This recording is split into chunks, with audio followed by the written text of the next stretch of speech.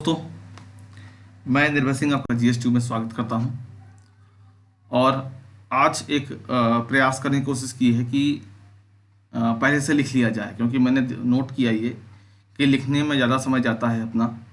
कई बार कर्सर हो जाता है, कई बार हैंग कर जाता है, तो काफ़ी समय लग जाता है और उससे वीडियो लंबा भी हो जाता है, आपका भी काफ़ी डाटा खर्च होता है और मुझे भी समस्या आती है। तो मैंने सोचा कि पहले थोड़ा सा होमवर्क कर लिया जाए, केवल रिकॉर्डिंग रह जाएगी तो अपना जो डाटा खर्च होगा सिर्फ रिकॉर्डिंग का खर्च होगा। मतलब आपका भी ज़्यादा लंबे वीडियो नहीं बनेंगे तो डाटा खर्च नहीं होगा, क्योंकि आजकल तो सबसे बड़ी लड़ाई तो डाटा की है, डाटा और आटा। ठीक है, तो ये प्रयास किया है, देखते हैं कितना सफल होता है ये। चलिए ध्यान केंद्रित कीजिए। अब हम लोग 600 BC पढ़ रहे थे और 600 BC के अंतर्गत हम लोग बौद्ध धर्म पढ़ने जा रहे हैं। आज जैन धर्म हम लोग कल पढ़ चुके हैं। तो बौद्ध धर्म के संस्थापक कौन है? तो गौतम बुद्ध। सॉरी, गौतम बुद्ध, जिनके बचपन का नाम क्या है? सिद्धार्थ। इनको लाइट ऑफ एशिया भी कहा जाता है, लाइट ऑफ एशिया। इनको लाइट ऑफ एशिया इंग्लिश में हो गया भाई। अब आप तो कहेंगे हिंदी में, तो हिंदी में भी हो सकता है प्रश्न पूछ लिया जाए। तो एशिया का प्रकाश पुंज, ठीक है, लाइट ऑफ एशिया, एशिया का प्रकाश पुंज। ठीक, अच्छा, आगे इनका जन्म कहाँ हुआ? तो 563 ईसा पूर्व लुम्बिनी में। ठीक है, 563 ईसा पूर्व लुम्बिनी नामक जगह। अच्छा, पिता भाई कौन थे? पिता का थे शुद्धोधन साहब, ये लिखा हुआ शुद्धोधन। ये शाक्य गण के मुखिया थे। शाक्य गण मतलब इनका गण कौन सा था? तो शाक्य इनका गण था। ठीक है, माता का नाम माया देवी, विमाता का नाम गौतमी। अब माता तो ठीक है, विमाता क्या? विमाता एक्चुअली में जो दूसरी मम्मी है उसको विमाता कहा जा रहा है, सगी मम्मी तो यही थी। और जन्म के कुछ समय पश्चात ही इनकी मृत्यु हो गई। तो शुद्धोधन साहब ने ये जो गौतमी जी से विवाह किया, एक्चुअली में गौतमी जी भी जो है वो माया देवी जी की बहन है, तो विवाह किया गौतमी से और इनका पालन पोषण जो है गौतमी ने ही किया।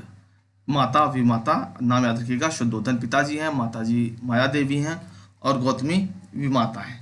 ठीक, अच्छा, हुआ ये कि जब इनका जन्म हुआ तो एक होता है ना कि बाबा लोग आ गए और बाबा जी ने बताया कि ये जो बालक है, ये मतलब जो सिद्धार्थ साहब हैं, जो अभी महात्मा बुद्ध नहीं बने, सिद्धार्थ नाम है, वो या तो बहुत बड़ा सन्यासी बनेगा या तो चक्रवर्ती सम्राट।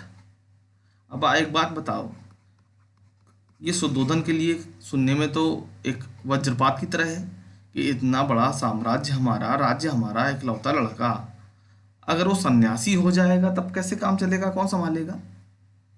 तो इन्होंने बहुत कम ही उम्र में विवाह करा दिया यशोधरा से। ठीक है, यशोधरा के अन्य भी नाम हैं बिंबा, भद्रकंचना, लेकिन ये आपको याद रखने की जरूरत नहीं है। कहीं किताब में लिखा हो तो आप कंफ्यूज ना हो, आपको ये ना लगे कि सर ने पढ़ाया नहीं इसलिए मैंने बोल दिया, बाकी आपको याद रखने की जरूरत नहीं है। उनके पुत्र का नाम राहुल। तो पापा जी ने शादी टाइम पे करा दी या टाइम से पहले कहें तो करा दी। ठीक है, टाइम मतलब पहले करा दी कि मोह माया सांसारिक सुख में व्यस्त रहेगा तो संन्यास की बात मन में नहीं आएगी, लेकिन ऐसा हुआ नहीं। सिद्धार्थ एक दिन जब सैर पर निकले तो उन्होंने उनके सामने 4 दृश्य आए, बूढ़ा व्यक्ति, बीमार, शव और एक सन्यासी। ठीक है, कहानी है, सुन लीजिए ताकि याद करने में आपको आसानी हो जाए, बाकी कोई खास लेना देना है नहीं आपको इससे। तो इन्होंने देखा बूढ़ा व्यक्ति है तो साथी से पूछा, देखिए हिंदी फिल्मों का यही कहानी है कि जो हीरो होता है, हीरो के साथ एक कॉमेडियन दोस्त होता है, तो हीरो की हर समस्या का इलाज उस कॉमेडियन दोस्त के पास होता है। कभी भी आप हिंदी फिल्म अगर आपने देखी हो, छोटे छोटे में समय लग गया, अब तो समय नहीं मिलता होगा खैर, तो उसका जो दोस्त होता है ना, उसके पास हर चीज़ का इलाज होता है। ऐसे ही सिद्धार्थ साहब हैं, उन्होंने तो साथी से पूछा ये कौन है? क्या राजा जी ये तो बूढ़ा व्यक्ति है, राजकुमार ये तो बूढ़ा व्यक्ति है, क्या मैं भी ऐसा हो जाऊंगा? हाँ भाई यार, हर व्यक्ति ऐसा ही हो जाएगा। बीमार को देखा, भाई खांस रहा है, इसको क्या तकलीफ है? आदमी बूढ़ा होता है तो बीमारियां तो घेर ही लेती हैं। क्या ये मेरे साथ भी होगा? हाँ भाई, आपके साथ भी होगा, सबके साथ भी होगा, मेरे साथ भी होगा। अच्छा, एक शव देखा, अब वहां पे सब लोग विलाप में है, ये भी बड़े परेशान। एक सन्यासी, अब सन्यासी बड़ा खुश प्रसन्नचित्त, भाई ना किसी का लेना है ना किसी का देना है, प्रसन्न तो रहेगा ही वो। ठीक है। अब उन ये देख करके उनके मन में वैराग्य भाव उत्पन्न हुआ और उन्होंने 29 वर्ष की अवस्था में, ध्यान दीजिएगा 29, जैन धर्म में जितने भी लोग छोड़े हैं वो 30 साल पे छोड़े हैं। जितने लोग का मतलब पार्श्वनाथ और महावीर स्वामी दोनों 30 पे हैं, ये 29 में। ठीक है, 1 साल पहले इन्होंने गृह त्याग कर दिया 29 वर्ष की अवस्था में। जब इन्होंने गृह त्याग किया, ध्यान सुनिएगा, गृह त्याग किया, उस घटना को बौद्ध ग्रंथों में महाभिनिष्क्रमण कहा गया है। महाभिनिष्क्रमण लिखने में रह गया होगा, कहानी में जब मैं बोला हूं तब मुझे ये याद आया। यहाँ पर लिखने में देखिए महाभिनिष्क्रमण रह गया, यहाँ पर कहानी में याद आ गया। चलिए, ऐसी यही होती कहानी। इसीलिए सीधे सीधे फैक्ट मैंने लिखा है, लेकिन मैं कहानी भी आपको बता रहा हूँ, इसीलिए कि फैक्ट ऊपर नीचे हो जाते हैं तो कहानी जब आप याद करते हो ये याद आ जाता है। यही मैं आपको सिखाना चाहता हूँ कि एक बार जब आप कहानी समझ जाते हो तो फिर आप परेशान नहीं होते हो। ठीक है। तो जैसे कि आपके सामने मैंने महाभिनिष्क्रमण कहीं नहीं लिखा, लेकिन कहानी जब बता रहा हूँ तो आपको याद आ गया कि भाई पुत्र तक तो पहुंच गए, पुत्र के बाद गृह त्याग होगा। गृह त्याग किस अवस्था में किया तो 29, वो भी मैंने यहाँ नहीं लिखा। महाभिनिष्क्रमण क्या होता है भी मैंने नहीं लिखा, लेकिन कहानी याद थी इसलिए आगे आपको बता दिया। तो आपको भी ऐसे ही करना है, सिर्फ फैक्ट रटने से काम नहीं चलेगा, कहानी पे भी ध्यान दीजिए, क्योंकि फिल्मों की कहानी आप कभी नहीं भूलते हैं। छोटे पे बचपन में जो कहानी सुनी थी कभी नहीं भूलते हैं। खैर, आते हैं पॉइंट पे अपने। तो 29 साल की उम्र में उन्होंने घर छोड़ा, और घर छोड़ने के बाद जो घटना है, घर छोड़ने की जो घटना है, इसको बौद्ध ग्रंथों में महाभिनिष्क्रमण कहा गया। आपसे पूछा जा सकता है महाभिनिष्क्रमण का संबंध है बुद्ध के जन्म से, बुद्ध के गृह त्याग से, बुद्ध के ज्ञान प्राप्ति से, या बुद्ध के संन्यास से? तो आप ध्यान दीजिएगा, गृह त्याग से, घर छोड़ने से संबंध है महाभिनिष्क्रमण का। ठीक है। अच्छा, घर तो छोड़ दिया भैया, अब ज्ञान प्राप्त करना है। अब ज्ञान प्राप्त करना है तो गुरु को भी ढूंढना है। अब गुरु की तलाश में सबसे पहले कहाँ पहुंचे? वैशाली। पहले गुरु कौन थे? अलार कलाम। लेकिन उनको मजा नहीं आया, गुरु जी ने अच्छे से पढ़ाया नहीं, मतलब वो संतुष्ट नहीं हुए। और आज की लैंग्वेज में अगर बोला जाए तो मजा नहीं आया। ठीक है, समझ में नहीं आई बात, जिसको कहते हैं आपकी लैंग्वेज में। ठीक है, आजकल की लैंग्वेज में। तो यहाँ कहने का मतलब ये है कि पहले अलार कलाम के पास पहुंचे और वहां उनके सभी प्रश्नों का जवाब नहीं मिल पाया। ये सांख्य दर्शन के थे। सांख्य दर्शन, षड दर्शन मैंने आपको पढ़ाया है, याद कीजिए। तो ये सांख्य दर्शन के थे और अलार कलाम, तो बुद्ध के जो सभी समस्याएं थी उनका हल इनको यहाँ पर नहीं मिल पाया। ठीक है। तो भाई इन्होंने जगह छोड़ दी और दूसरे गुरु के पास पहुंचे, रुद्रक रामपुत्र के पास पहुंचे। इसके बाद रुद्रक रामपुत्र, नाम याद करने की जरूरत आपको नहीं है। ठीक है, लेकिन मैं फिर भी इसलिए कहानी बता रहा हूं कि आपको कभी वास्ता पड़ जाए, कभी पाला पड़ जाए, कभी बिना पढ़े हुए चीजें प्रश्न पूछ लिया जाए तो आप जवाब दे सकें, आपके मन मस्तिष्क में बात याद आ जाए ये शब्द को देख कर, विकल्प को देख करके। तो रुद्रक रामपुत्र से पाला पड़ा, वहां भी मजा नहीं आई। तो ये सोचे कि अब छोड़ो, अब हम जो करना है हम ही को करना है। अब ये अलग अकेले साधना करने निकल पड़े। रास्ते में इनको 5 सन्यासी मिले और ये लोग जाकर के अपना साधना करने बैठ गए। साधना करने बैठे तो 6 वर्ष की कठिन तपस्या के बाद, 6 वर्ष की कठिन तपस्या के बाद 35 वर्ष की आयु में, अब ध्यान से सुनिएगा मैंने क्यों लिखा है इसको। या तो आप ये याद कर लीजिए, तो आपको ये याद रखना पड़ेगा, और अगर आपको ये याद है 29 वर्ष की अवस्था में गृह त्याग किया तो ये जोड़ करके यहाँ पे आ जाइएगा। ठीक है। तो दोनों में से अगर कोई भी डाटा आपके पास है, ये होना चाहिए बस आपके पास, तो आप वहां तक पहुंच सकते हैं, कब छोड़ा है और कब ज्ञान प्राप्त हुआ। ठीक है। तो 35 वर्ष की आयु में वैशाख पूर्णिमा के दिन, वैशाख पूर्णिमा के दिन निरंजना नदी के तट पर, निरंजना नदी के तट पर वैशाख पूर्णिमा के दिन पीपल वृक्ष के नीचे ज्ञान प्राप्त हुआ।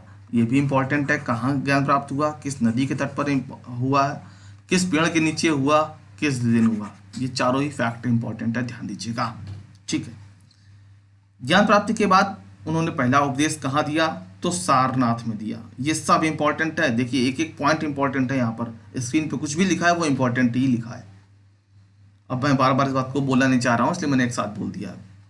तो पहला उपदेश कहाँ दिया, तो सारनाथ। सारनाथ की जगह हो सकता है ऑप्शन में आपको लिख दे ऋषिपत्तन, तो ऋषिपत्तन लिखा हो, सारनाथ लिखा हो, या लिखा हो मृगदाव। ये तीनों सब एक ही है, किताब में आपको कुछ भी लिखा हो, ये तीनों एक ही जगह के नाम है। ठीक है, एक ही जगह के नाम है, ऋषिपत्तन, मृगदाव, सारनाथ।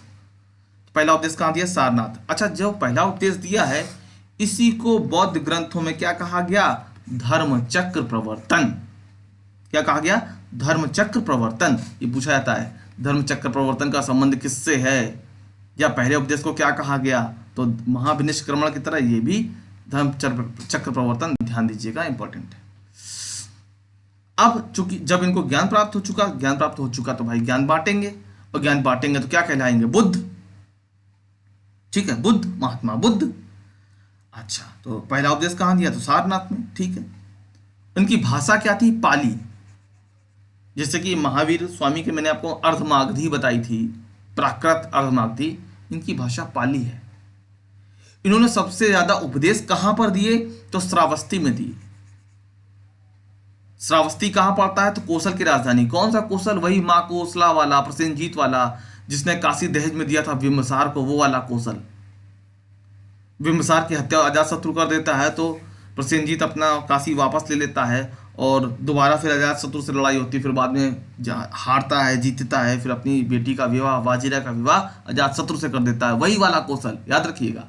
ये प्रश्न बहुत इंपॉर्टेंट हो सकता है, सर्वाधिक उपदेश कहाँ पर दिया, तो जाता है कौशल देगा, 16 महाजनपद का में से 4 का विकल्प दे देगा आपको, या श्रावस्ती लिख दे, वैशाली लिख दे, पाटलिपुत्र लिख दे, इस तरीके से आपसे विकल्प देकर पूछ सकता है। तो दोनों ही चीज़ों को ध्यान रखिएगा। ठीक है, मृत्यु कहाँ हुई, तो 483 ईसा पूर्व में हुई। कहाँ पर, कुशीनारा, मल्ल। ठीक है, मल्ल कहाँ पाता है, तो उत्तर प्रदेश, देवरिया जिला। ठीक है, क्लियर हो जाना चाहिए इतना, तो इसमें कोई समस्या वाली बात नहीं है, इसीलिए मैंने कहानी के साथ आपको बताया है। कहानी भी बहुत ज़्यादा लंबी भी नहीं बताई है, कहानी तो छोटी सी बताई है। कहाँ गया कर्सर भाई, तो कहानी भी बहुत ज़्यादा लंबी नहीं बताई है, जो जिससे आपका जितने से मतलब था उतना ही बताया है। आगे की तरफ चलते हैं। देखिए, अब आपसे प्रश्न पूछा था त्रिपिटक का संबंध किससे है, तो त्रिपिटक का संबंध बौद्ध ग्रंथ से है। त्रिपिटक का संबंध बौद्ध ग्रंथ से है। सुत्त पिटक, विनय पिटक, अधिधम्म पिटक। अब आपसे ये नहीं पूछेगा सुत्त पिटक का संबंध किससे, अधिधम्म पिटक का संबंध किससे, विनय पिटक का संबंध, ये आपसे नहीं पूछा जाना है। ठीक है, आप उसके लिए परेशान ना हो, बस ये ध्यान रखें कि त्रिपिटक का संबंध बौद्ध ग्रंथ से है। पिटक का मतलब पिटारा कहते ना, डब्बे को बोल देते पिटारे में क्या है, वो पिटारा, पिटक, त्रिपिटक किसका संबंध है, बौद्ध ग्रंथ से। त्रिरत्न का संबंध किससे, बौद्ध धर्म से। बुद्ध धम्म संघ, आपसे पूछा जा सकता है त्रिपिटक का संबंध किससे है, या त्रिरत्न का संबंध किससे है। और एक चीज और पूछी जा सकती है यहाँ पर कि त्रिरत्न में क्या क्या है, बुद्ध धम्म संघ, ध्यान रखिएगा, बुद्ध धम्म संघ। ठीक है, आगे बुद्ध ने क्या कहा कि अगर निर्वाण प्राप्त करना है, निर्वाण कहते हैं जहां पर आपके अंदर चाहत, जो तृष्णा है, चाहत है, वो उत्पन्न होना बंद हो जाए। इसकी दार्शनिकता में मैं नहीं जा रहा हूँ जानबूझ करके, क्योंकि आपसे कोई लेना देना है नहीं एक्चुअली में, इसलिए मैं नहीं जा रहा हूँ। इतना समझिए कि बौद्ध धर्म में अष्टांगिक मार्ग को महत्व दिया गया है। अष्टांगिक मार्ग, बुद्ध ने मध्यम मार्ग को स्वीकार किया। अगर आपसे पूछा जाए अष्टांगिक मार्ग का संबंध किससे है, जैन धर्म से, बौद्ध धर्म से, वैष्णव धर्म से, शैव धर्म से, आप कहेंगे बौद्ध धर्म से। अष्टांगिक मार्ग, ठीक है, वो है ना, सम्यक संकल्प, सम्यक दृष्टि, सम्यक वाणी, सम्यक कर्मांत, सम्यक आजीव, सम्यक स्मृति, सम्यक समाधि और एक सम्यक व्यायाम। तो अब इसको इतनी डीपली आपको जाने की आवश्यकता ही नहीं है, ठीक है। बौद्ध धर्म में बताया गया है सब्बम दुखम, सब दुख ही दुख है, ठीक है। और दुख की जड़ क्या है, तो दुख की जड़ अशिक्षा है। थोड़ा सा ज्ञान ले लीजिए आप भी। दुख की जड़ क्या है, तो अशिक्षा है। अशिक्षा क्या है कि ये मेरे बेटे हैं, ये मेरी बहन है, ये मेरी माँ है, ये मेरी पत्नी है, ये सब मोह माया है। ये क्यों उत्पन्न हुआ, क्योंकि हम अशिक्षित हैं, ज्ञान नहीं है हमारे में, और इसी के प्रभाव के अधीन हम नई नई सुख सुविधाओं को प्राप्त करने की कोशिश करते हैं। अभी जब पढ़ रहे थे तो कहा गया कि हाई स्कूल पढ़ लो बस, उसके बाद तो आराम है। हाई स्कूल पढ़ लिया, इंटर पढ़ लो बस, अब तो हो गया, ठीक है, इंटर कर लिया, अब नौकरी वोकरी कर लो तो शादी वादी हो जाए। अब नौकरी के लिए परेशान है। अब आपको बताऊं, एक रिपोर्ट अभी पिछले हफ्ते की बात है, हमारे देश में विवाह की जो उम्र है वो 35 से 40 की तरफ चल पड़ी है, सिर्फ इस नौकरी की आस में ही। खैर, अपने विषय पे आते हैं, ये अपना विषय नहीं है। तो अपना जो संदर्भ है था वो अशिक्षा का, मेरा क्या आशय था वो आपको मैं समझाने की कोशिश कर रहा था। अशिक्षा का मतलब क्या है यहाँ, अज्ञानता, अशिक्षा, ठीक है। इसी से तृष्णा उत्पन्न होती है। तृष्णा कहते हैं प्यास को, किताब में आपके लिखा होगा तो हो सकता है आपके लिए सोच का विषय बन जाए, इसलिए मैं इसको बोल दे रहा हूँ, 2-4 मिनट जो भी लगेगा एक्स्ट्रा। तृष्णा मतलब प्यास, किसी चीज को पाने की इच्छा, वही तृष्णा है। और जब आप किसी चीज को पा लेते हैं फिर दूसरी इच्छा का जन्म होता है। इच्छा की पूर्ति इसलिए कहा जाता है ना, इच्छा की पूर्ति कभी नहीं होती है। आप एक चीज पा लेते हो फिर दूसरी इच्छा उत्पन्न हो जाती है, वो चीज पा गए फिर तीसरी इच्छा उत्पन्न हो जाएगी। मतलब कोई ना कोई इच्छा ऐसी होगी जो अधूरी रहेगी हमेशा, ठीक है। तो इसीलिए कहा गया आदमी इसी तृष्णा के पीछे भागता रहता है। तो इन्होंने कहा कि भाई देखो, ज़्यादा सुख के चक्कर में ना फंसो, ज़्यादा दुख के चक्कर में ना फंसो, ना किसी चीज़ से बहुत ज़्यादा लगाव रखो, ना बहुत ज़्यादा किसी चीज़ से दूरी बना के रखो। मध्यम मार्ग, काम कीजिए सादा कि निभे बात दादा। तो मध्यम मार्ग का काम कीजिए, ज़्यादा ज़्यादा उसमें इंटरेस्ट लेने की कोशिश मत कीजिए किसी चीज़ में, ठीक है। अपनी तरफ से कर्तव्य कर दिया है, उसमें घुसे रहना, उसमें लीन रहना, सब कुछ छोड़ छाड़ के बैठ जाना, वो कोई बात नहीं हुई। पढ़ रहे हैं, सिलेक्शन नहीं हुआ तो सर पटकने लगे, बताओ क्या करें अब। नहीं, इन्होंने यही कहा कि मध्यम मार्ग में रहिए, ज़्यादा परेशान होने की जरूरत नहीं है। कोशिश कीजिए, कोशिश करते रहिए, कर्म को हमेशा करिए। ध्यान दीजिए, यही वो कारण है कि इन लोगों ने, बुद्ध हो या जैन हो, इन लोगों ने ईश्वर को नहीं माना, भाग्य को नहीं माना, ईश्वर को नहीं माना। आप ईश्वर को मानोगे तो भाग्य को मानोगे, भाग्य को मानोगे तो चुपचाप बैठे रहोगे, कर्म को छोड़ दोगे। तो इन्होंने कर्म को स्वीकार किया और कर्म से ही कर्म फल का उपजा माना है। कर्म करेंगे तो कर्म फल होगा, उसके अनुसार पुनर्जन्म होगा। आत्मा का भी कॉन्सेप्ट यहां पर नहीं है, ठीक है। इन्होंने ईश्वर को नहीं माना, इन्होंने माना कर्म को। कर्म से कर्म फल होगा, कर्म फल ही हमें नीचे भेजेगा, पुनर्जन्म करेगा। अच्छे कर्म होंगे तो समृद्ध घर में उत्पन्न होंगे, अगर कर्म बुरे हैं तो फिर समझ जाइए, स्टेशन हम लोग बोतल में पानी भर के बेचेंगे। मतलब समझिए बात को, जो कहना चाह रहा हूँ वो, मैं किसी को नीचा दिखाने की कोशिश नहीं कर रहा हूँ, मैं बस आपको एक उदाहरण देना चाह रहा हूँ। जीता जागता वाली बात है बस, बाकी मैं किसी को कुछ भी कहने लायक नहीं हूँ, ठीक है। तो इन्होंने ईश्वर को नहीं माना, इन्होंने आत्मा को नहीं माना, लेकिन पुनर्जन्म को माना है। ये बात ध्यान रखेंगे, समझे, मेन बात यही है। अच्छा, और चलते हैं। अब बौद्ध धर्म की जो 4 संगीतियां हैं वो जरा सा ध्यान दीजिए, इंपॉर्टेंट है। पहली बौद्ध संगीत कहाँ हुई, दूसरी कहाँ हुई, तीसरी कहाँ हुई, चौथी कहाँ हुई, ये सब पूछा जा सकता है। उस समय राजा कौन था, उसकी अध्यक्षता किसने की, ये सब पूछा सकता है। इसलिए ध्यान दीजिए, पहली बौद्ध संगीत कब हुई, जिस साल महात्मा बुद्ध की मृत्यु हुई उसी साल पहली बैठक हुई है, पहली संगीति हुई है, ठीक है। समझ में आ गई बात, याद रखने की जरूरत ही नहीं। 483 हो गया ना। कहाँ पर हुई, राजगृह। शुरुआत में राजधानी तो यही थी, यही मगध की राजधानी राजगृह थी, वही थी बस। अध्यक्षता किसने की, तो महाकश्यप। राजा कौन था उस समय, तो अजातशत्रु। अजातशत्रु वही हर्यक वंश वाला जो पापा को मार दिया था, बिंबिसार का पुत्र अजातशत्रु। दूसरी कब हुई, तो पहली वाली के 100 साल बाद, 383 ईसा पूर्व। कहां पर, वैशाली। अब ध्यान दीजिएगा, मैंने आपको पढ़ाया हर्यक वंश। हर्यक वंश के बाद जो वंश आता है क्या नाम है? शिशुनाग वंश। याद कीजिए थोड़ा सा तो। और शिशुनाग वंश ने क्या किया था कि उदयन ने पाटलिपुत्र को राजधानी बनाया था, शिशुनाग ने क्या किया था? वैशाली को राजधानी बनाया। तो शिशुनाग के जो पुत्र हैं, कालाशोक के समय में दूसरी संगीति हुई है वैशाली में, जिसकी अध्यक्षता सुबुकामी ने की है। अगर देखिए आपको याद होगा तो आप रिलेट कर लेंगे, अगर आपने अभी तक याद ही नहीं किया है तो राम बजो भाई, ठीक है। और वीडियो क्रम से देखिए। कुछ चीज़ें मैंने पहले बताई हैं तो उसका भी कारण है, कुछ चीज़ें वहाँ पर छोड़ दी थी। ये बात वहाँ पर आई थी द्वितीय वाली, तो मैंने वहाँ छोड़ी भी है, तो उसके भी कारण है। बिना कारण के कुछ भी नहीं है यहाँ पर, ठीक है। यही महात्मा बुद्ध ने भी कहा था प्रतीत्य समुत्पाद के रूप में, कि हर चीज़ का कारण है। प्रतीत्य समुत्पाद, हर चीज़ का कारण है, बिना कारण के कुछ भी नहीं है, ठीक है। प्रतीत्य समुत्पाद। खैर इतने डीप में आपको जानने की आवश्यकता नहीं है, लेकिन इतना ध्यान रखिए, प्रतीत समुत्पाद पूछे किससे संबंधित है तो आप कहेंगे बौद्ध धर्म से। फिर तीसरी बौद्ध संगीति हुई। अच्छा देखिए यहाँ 253 लिखा है ना, किताब में कहीं 256 भी लिखा है ईसा पूर्व, कहीं पे 247 भी लिखा है ईसा पूर्व, ठीक है। तो डेट आपसे पूछी नहीं जाएगी वैसे, इसीलिए बाधित है। हुआ कहाँ ये बता दी। अब कालाशोक ने क्या किया था? वैशाली राजधानी ट्रांसफर करके फिर से पाटलिपुत्र ले आया था। तो तीसरी कहाँ हुई? पाटलिपुत्र में हुई।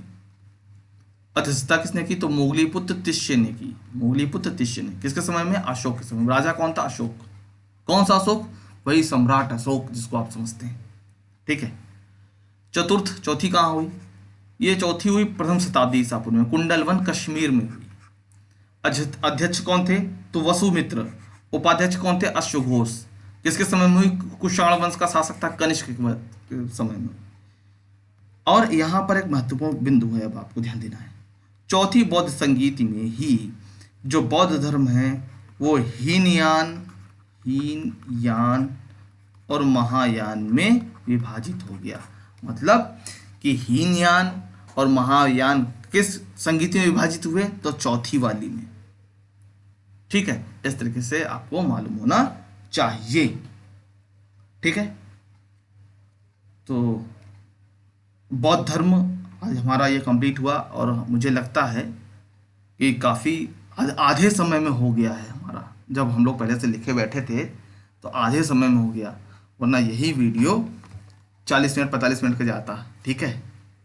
तो मुझे लगता है कि पहले अगर लिख लेते हैं तो समय कुछ कम लगेगा, आपका डाटा भी कम लगेगा, ठीक है। तो ये मुझे तो लगता है कि बेहतर रहेगा।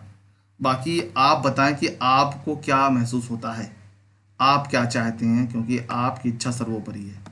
ये वो देखिए क्या होता है ना, कई बार मानसिकता लगता है अरे 45 मिनट का वीडियो है, 45 मिनट अच्छा खाली होगा तब ना देखेंगे, 45 मिनट एक साथ समय नहीं निकलेगा। अब ये आपको लगेगा अरे 25 मिनट की तो बात है, आधे घंटे के अंदर अंदर ख़त्म हो जाएगा। तो ये सब मेंटेलिटी में रहती है, ये माइंडसेट इस तरीके से काम करता है। तो जय बताइएगा, अगर आपको लिखते हुए पढ़ाना है तो मैं वैसे पढ़ा दूंगा। वैसे मुझे लगता है ये आधे समय में हो गया है काम, क्योंकि इसका होमवर्क मैं पहले से कर चुका हूँ, लिखने वाला काम मैं पहले से कर चुका था, ठीक है। तो अपनी राय जरूर दीजिएगा। बाकी आपको ये वीडियो कैसा लगा जरूर बताइए, लाइक कीजिए, शेयर कीजिए। शेयर नहीं करते हैं आप लोग, शेयर जरूर करिए भाई। और चैनल अभी तक सब्सक्राइब नहीं किया तो सब्सक्राइब कीजिए। कोई मन में दुविधा हो, समस्या हो तो कमेंट करके जरूर पूछ लीजिए। आपको वीडियो कैसा लगा जरूर बताइए, क्योंकि आपका जो कमेंट है, उत्साहवर्धन है, वही मेरे लिए मतलब क्या कहें, ईंधन का काम करेगा। डीजल पेट्रोल जो भी आप समझते हो, ईंधन का काम करेगा, कोयले का काम करेगा, ठीक है, ऊर्जा का काम करेगा, ठीक है। ऊर्जा के सब स्रोत है ना, तो वही, ठीक। तो वाणी को विराम देता हूँ। आप सभी को बहुत बहुत धन्यवाद, बहुत बहुत आभार।